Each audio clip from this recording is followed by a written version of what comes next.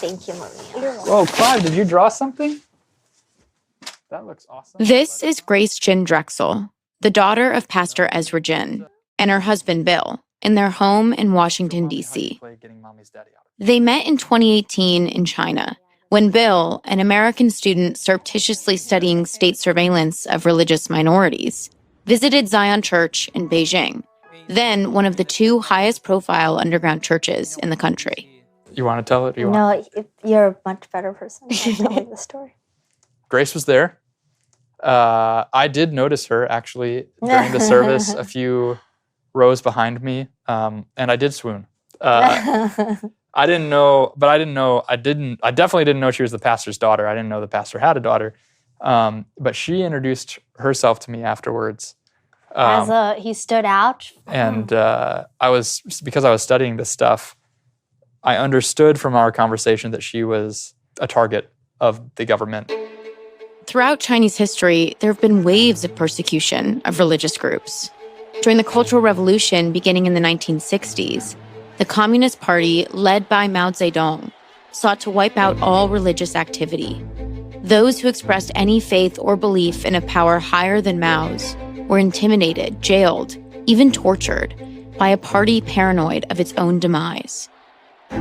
Every dictatorial regime fears true conscience liberty, true religious freedom, because people, again, with strong convictions, very often faith-based convictions, will always have a higher authority to which they answer than the state. The Cultural Revolution saw thousands of religious sites destroyed, and it is estimated more than 1 million people were killed, either by their fellow countrymen or by the government seeking to maintain order. It left Chinese society in a very strange place, because to induce that level of cultural destruction so fast, it leaves a vacuum. When you've had generations following this religious tradition or these familial rites or this set of social structures, have it all torn down deliberately in a concentrated span of time and replaced with a communist ideology that turned out to be totally bankrupt. And not too long thereafter. After Mao Zedong's death in 1976, the party went through a phase of opening up to the world, but it only lasted so long. On June 4th, 1989, Chinese tanks rolled into Tiananmen Square in Beijing, where thousands of students had been camping out for weeks, demonstrating for democracy. A city under siege by China's own Liberation Army. Gunfire is still being heard in the streets of Beijing. Between 2,000 and 10,000 people were killed as China turned toward totalitarianism. Many of the wounded were bystanders, surprised when the soldiers opened fire indiscriminately. Ezra Jin was a college student in Beijing at the time. And in the aftermath of the massacre, he says he felt a profound emptiness. 那时候我才20周岁，等于我原有的对世界的认识都经历了这种不可思议的摧毁。In his search for meaning, Ezra Jin found Christianity and a calling to be a pastor. He spent over a decade working for the Communist Party-controlled churches, known as the Three Self-Patriotic Movement churches. Eventually, he began to feel the government should not be setting the agenda and teachings of a church. That is not the church that glorifies God, because it is not the church that puts God ultimately as the leader. You are always contesting with what does the government, what does the party is telling you. The state church, in its very system, is saying that the party has to come before God. In 2007, Ezra Jin founded his own church, Zion Church, dedicated only to God. It started underground, meeting in people's homes, until they eventually got their own worship space in Beijing, which could fit nearly 500 people. Pastor Jin built this community even though he knew the government might come after him one day. The watershed was 2018, because in the beginning of that year, a new version of the regulations on religious affairs took effect. As a result, all religious activities outside the government-sanctioned churches became officially illegal. In 2018, the government banned the Bible from being sold on the internet.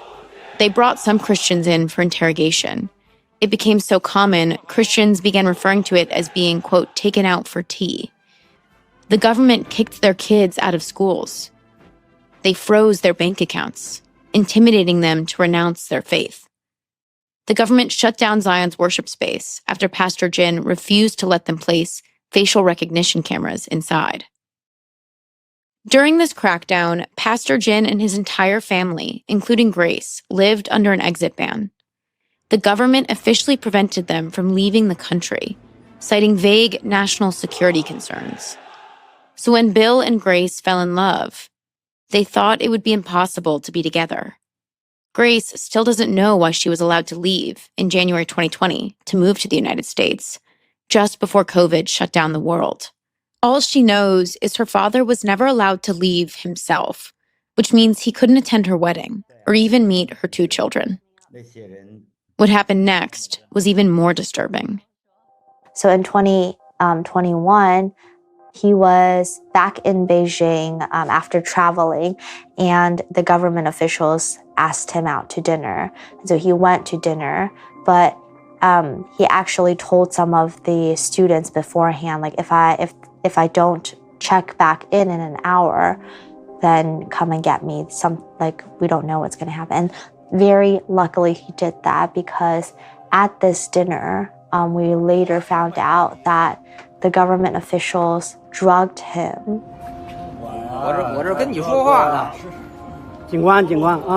And when the seminarians, when his students came to look for him, he was like slurring his words. He was like very, very just distraught. Visibly disoriented. Visibly disoriented. And we have no idea what they were planning to do with him at all in that state. So, like, especially as family members who are in like another country who can't see him, it like really, really scared all of us of like what could have been. Then, on October 10th, 2025, Pastor Jin was arrested during the largest crackdown against Christians in China since the Cultural Revolution. Raids in 11 cities nationwide detained nearly 36 Christian leaders. 18 of them, including Pastor Jin, remain in prison under charges like subverting the state or illegally disseminating information online. The fact that they went after this church in a nationwide, coordinated set of raids, taking people at night, cutting their power, coming for elderly pastors, and tearing young parents from their families. It's really just such a strong exhibition of the state cannot tolerate independent belief. On October 10th in the morning, I woke up to a text by my dad to talk about an arrest of another pastor, Pastor Wang Lin. Shortly after I read the letter, I received a call from my mom saying that, in fact, she has not been able to get in contact with my dad nor anyone around him for many hours already.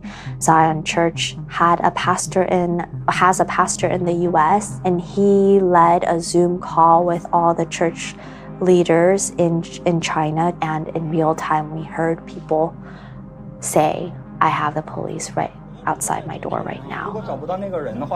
And then they just quit from Zoom, and then that individual also disappeared. When I heard all this information, that was when I just kind of freaked out and started texting everyone that I knew on my phone. And just like just like telling them of the situation and saying that, like, what should I be doing? Like, what can I do to help my dad? Like this, my dad is potentially going to be in jail. Pastor Jin has been unable to communicate directly with his family, but they fear he will be tortured or spend the rest of his life in prison. They say he sleeps on a concrete bench in a cold room without a blanket, and that Chinese officials have denied him his diabetes medicine and access to a Bible. On October 10th, my father, Pastor Ezra Jin, was arrested by the Chinese authorities along with 27 other pastors and church leaders of Zion Church. 加油. Oh my goodness, I'm so nervous. My gosh, yet even repression cannot extinguish faith. Grace now spends her time traveling the world advocating for politicians to pressure China about her father's detention. Grace. Right here. It's definitely a process that I'm still working through right now. Joining us on stage, Press Pretzel.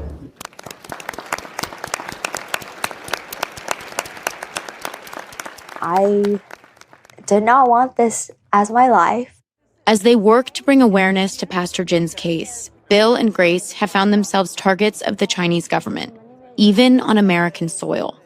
You can't really see, but Clive's little play kitchen has a camera looking out onto the street, and we've got them on all four corners of the house. I got a baseball bat. It's just over here. Hopefully it doesn't come into use. You can see Clive got his play baseball bat as a sidekick because he was there when I bought it and said, well, I want one, and I didn't want him playing with a metal one. We're on alert that at any time, the Chinese are infamous for trying to intimidate people abroad, and it's not uncommon. I spoke about this with Senator Ted Cruz. He's been vocal about this in Congress, even passing a resolution advocating for Pastor Jin's release. I know that you're a practicing Christian. Yeah. Your father is a pastor. Mm-hmm. How does it make you feel to know that there is somebody like Pastor Ezra Jin and other Christians who are currently sitting in prisons for practicing their faith? Well, the Chinese Communist Party hates Christians. The Communist Party hates its citizens having any loyalty to anything other than the state. And for a long time, the Chinese Communist Party has been persecuting Christians in China. These pastors know they're risking persecution, and nonetheless, they have the courage of their faith. The reporting we're getting back is that he's kept in terrible conditions, that it is freezing cold, that there's snow and rain in his prison cell. He doesn't have a blanket. And that's consistent. That is how China treats its prisoners. They are targeting specifically Christians for persecution. Thinking on American soil, you have somebody like Grace who's now stepped into this role to advocate for her father. And since then, she told us she has been followed and watched here in Washington, D.C. Her mother has had her tires slashed. There's been other intimidation efforts to try to silence her. Can the United States government protect American citizens like Grace? Look, China has a long pattern of abusing, in particular, the rights of Chinese Americans in the United States.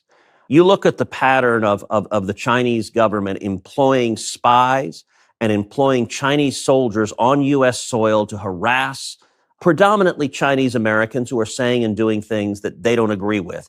That is unacceptable, and I think the Department of Justice, I think the FBI, I think we need to be fighting back absolutely to protect the rights of every American and go after Chinese malign activity on U.S. soil. Pastor Jin's family continues to keep the pressure up in the hopes that a negotiation will be reached that frees him. So Secretary Rubio has weighed in. The reality is China imprisons a lot of people for unconscionable reasons. And so we are fully aware that the likelihood of getting Grace's dad out or any of those with him is extremely low. It would be a miracle. We believe in a God of miracles, so we are hoping for that actively. And we're pushing the US government and any government we can to help make that happen. And it's not just about my dad's story, it's about the story of so many of these Christians in all these years that's been suffering for their faith. I'm asking for a miracle for my dad to be out of prison.